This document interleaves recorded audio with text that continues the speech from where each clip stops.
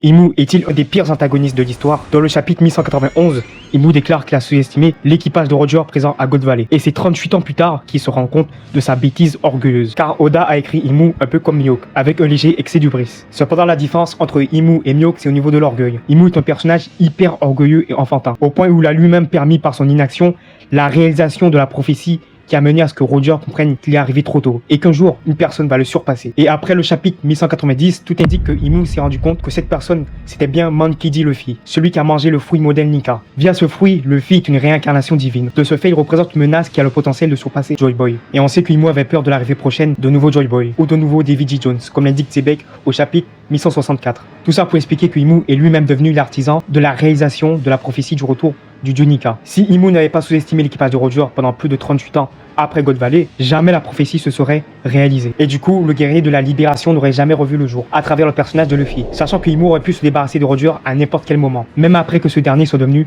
le roi des pirates, étant donné que les chevaliers divins combattaient souvent contre l'équipage de Roger pour capturer Shanks. La raison pour laquelle Imu s'est débarrassé de Zebek avant qu'il devienne une vraie menace, c'était par rapport au potentiel danger qu'il aurait pu représenter dans le futur, vu qu'il voulait devenir le roi du monde, et qu'il aurait pu mettre la main sur un fruit de modèle divin comme le fruit modèle Nika. Au final, Imu est le seul responsable de sa future défaite. Ça prouve que Imu est une représentation métaphorique de l'hubris. C'est une abstraction divine de l'orgueil. Et comme Icare, il a volé trop près du soleil, et il a fini par brûler ses ailes par sa propre ambition démesurée. Telle est la leçon de morale à en tirer.